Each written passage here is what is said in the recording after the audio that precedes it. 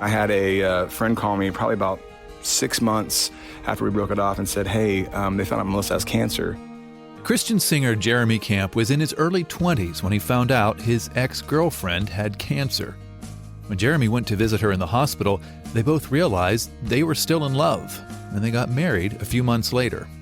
About 2 weeks into our honeymoon, we were in Hawaii, and I noticed some complications in her stomach, and about 4 months after we got married, she went to be with the Lord.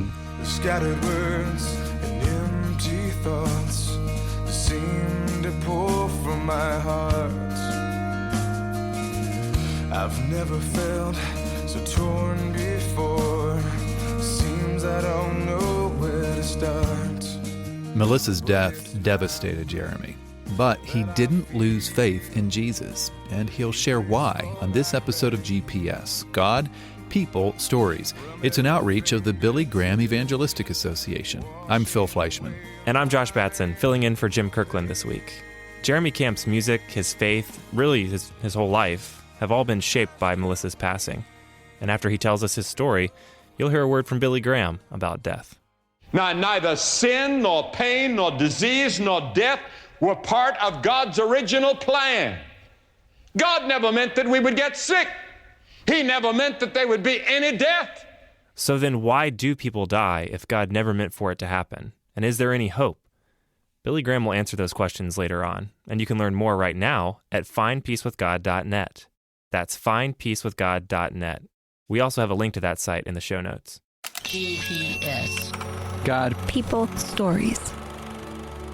I was raised in a Christian home, which my mom and dad always, they helped out at church. My dad was a worship leader for a while, did Bible studies, and he'd even go to boys' homes and prisons and play and preach the gospel. So I was raised, in an amazing Christian home. Jeremy's parents became followers of Christ about a year before Jeremy was born.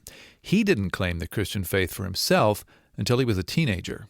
I had kind of strayed away and done my own thing for a while and experimented with the world, and found myself pretty empty, because I knew the truth, but I wasn't walking in it. And I was 16 years old, and I went into a youth camp in California. I'm from Indiana. And there was a guy named John Corson speaking, and he was talking on Revelation, and it scared me to death. I was like, oh no. No, but honestly, he was speaking, and it really just hit my heart, and God just said, I want to use you, but you're on the edge of a cliff and need to run as far away from the cliff as possible. And I remember just saying, God, I surrender my life to you. Because it's one thing to be raised in a Christian home and to even know the truth. It's another thing to make him Lord of your life. It's two different things. And I feel like I made him Lord of my life when I was 16 years old. And that was my kind of surrender moment. And, at that point on, I just said, okay, God, whatever you want to do through me, in me, I'm willing.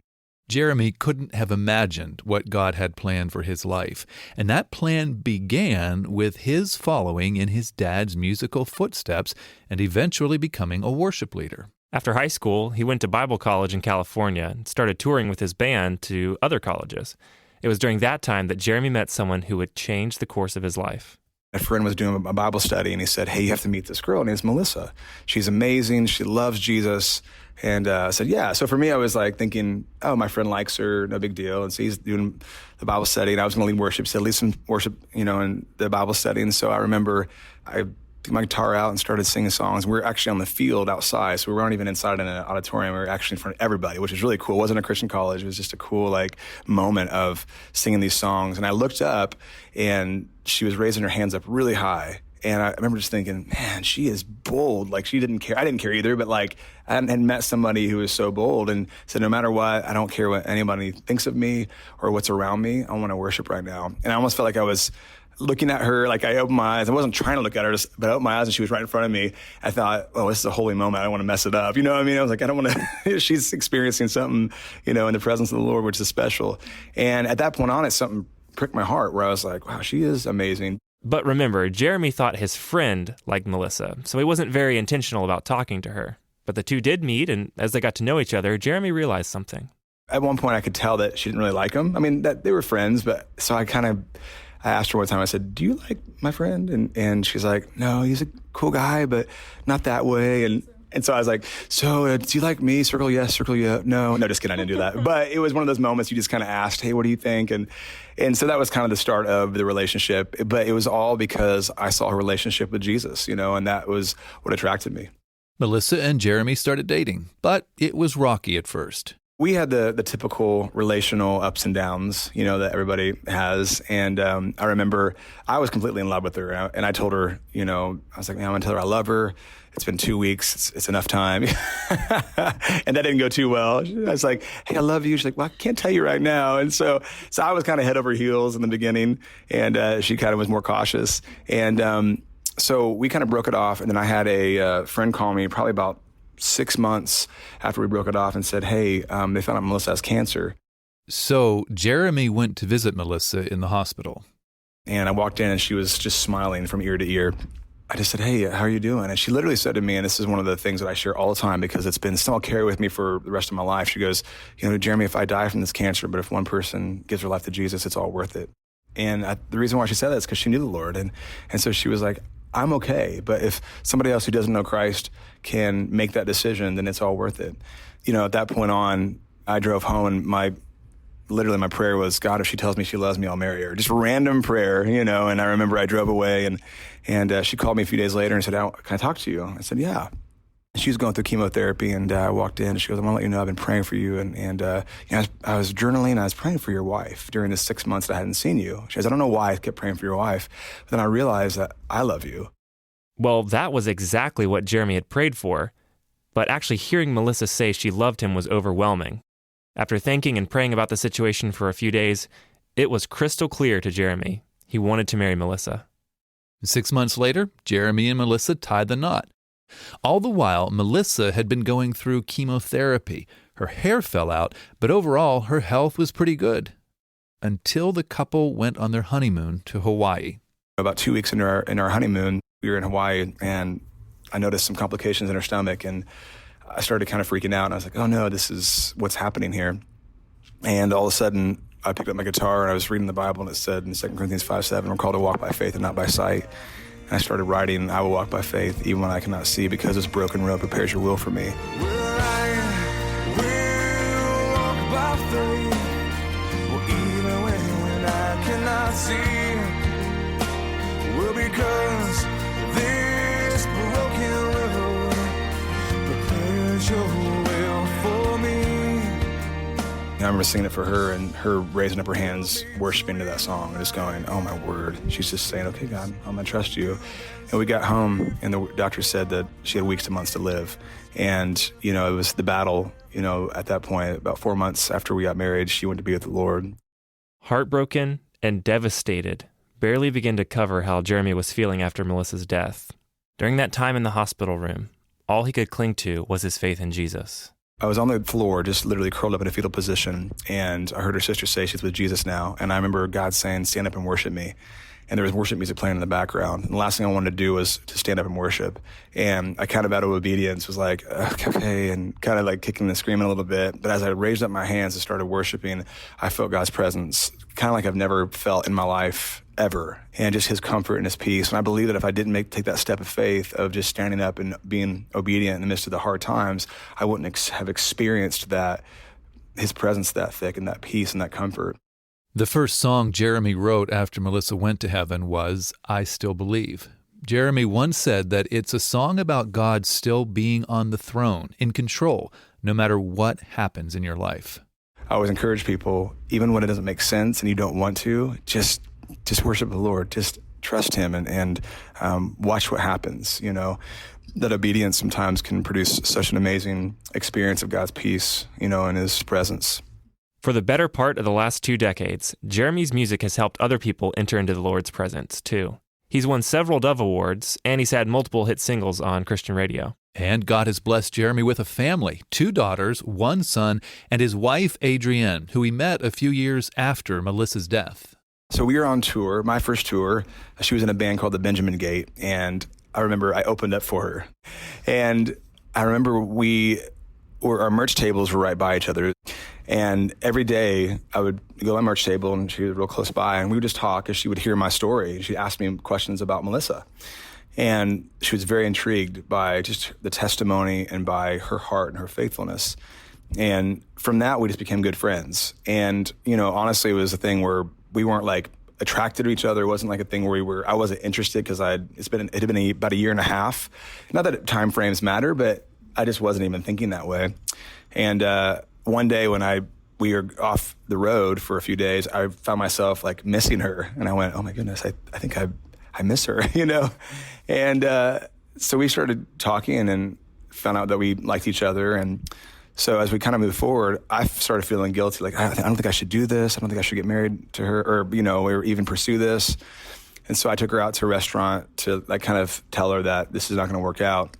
And as we sat down, what came out of my mouth was, do you feel like you can marry me? And she looked at me right away and says, yeah. I said, okay. And we just sat there trying to kind of picking at her food, didn't know what to even say. And I said, well, I came here to kind of break it off and say it wasn't going to work. But the only thing that I could say what came out was that. And so, honestly, it was just the Lord. He wanted us to be together. Jeremy says their marriage has been amazing, especially how supportive Adrian has been when he tells Melissa's story. She's been the biggest champion of all. But she's had to realize that, people always ask about Melissa, and here she is, and I'm always praising my wife and how she has been such a advocate of saying, it's not about me, it's about, people's lives being touched. And so even to this day, it's been 18 years since my wife went to be, 18 and a half years since she went to be with the Lord, and then Adrian, we married for 16 years. 16 years later, she's an advocate. She's championing the whole thing because she's like, if this is going to minister to people, that's all that matters. Right now, a movie is being made about Jeremy Camp's life. Like his hit song, the movie is called I Still Believe. It's about Jeremy and Melissa's relationship and her death.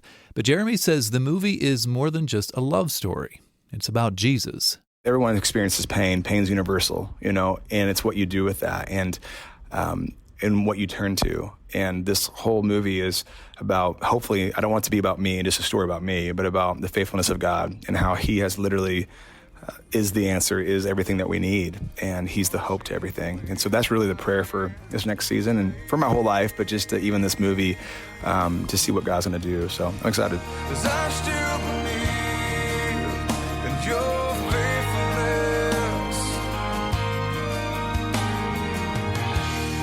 'Cause I still believe in your truth.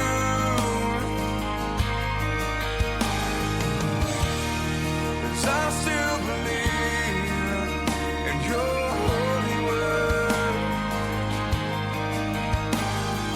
Even when I don't see, I still believe. Do you believe in God's faithfulness like Jeremy Camp does? Even in the hardest and darkest places, God is there and he loves you. He wants you to know him, to know his love for you, and to know the freedom that comes from a relationship with his son, Jesus Christ. We can tell you more about that right now. Go to findpeacewithgod.net. That's findpeacewithgod.net. Truth and fluff. Jeremy's going to talk about the difference between the two in just a minute. You're listening to GPS, God, People, Stories, a podcast production of the Billy Graham Evangelistic Association. Now, neither sin, nor pain, nor disease, nor death were part of God's original plan. God never meant that we would get sick. He never meant that there would be any death. Billy Graham. But what happened? The moment that man sinned, the moment he broke God's law, he came under the sentence of death. But God set about a fantastic program to redeem man and to save man. The Bible teaches that death has already been defeated. How was death defeated? By God's plan of redemption. God's plan of redemption was that you deserved to die, but someone in the universe was qualified to take your place. Only one. And that person was the Son of the living God. He stepped forward and he said, I'll go to the planet Earth and I will take their suffering and their death and their hell. And when he died on that cross and shed his blood, something mysterious happened. God took your sins, your death, your hell, and laid it on Christ. And when he died, he said, it's finished. Because God said, in spite of their sins, in spite of their rebellion, I love them. And he loves you tonight. Yes, God loves you. It's just that simple. You can learn more about God's love for you at findpeacewithgod.net. There's a link to that site in the show notes. Our guest on this episode of GPS is singer Jeremy Camp. We spoke to Jeremy while he was traveling with Franklin Graham on an evangelistic tour around North Carolina. It was a great fit because Jeremy loves music and evangelism. That's telling people about Jesus. We just need more of God's word, or need more of the truth being spoken, and not just entertained constantly, and not fluff. And I think the gospel needs to be presented because more people don't know the gospel. I mean, they might hear that, oh, Jesus died on the cross for my sins, but what does that mean? And no one, I think we're so far removed, our generation, from being churched that no one really understands the depth of what that means. And I think that explaining that in a deep way is so needed. And so combining the two, music, gospel, I think it's huge. I'm a minister of the gospel that just happens to play music to do it. And so it's amazing to be a part of that. We're certainly glad to have had Jeremy be a part of this podcast. We're thankful he shared his story with us and let us play some of his music too. I'm Phil Fleischman. And I'm Josh Batson. Thanks for listening. GPS, God, People, Stories, is an outreach of the Billy Graham Evangelistic Association. Always good news.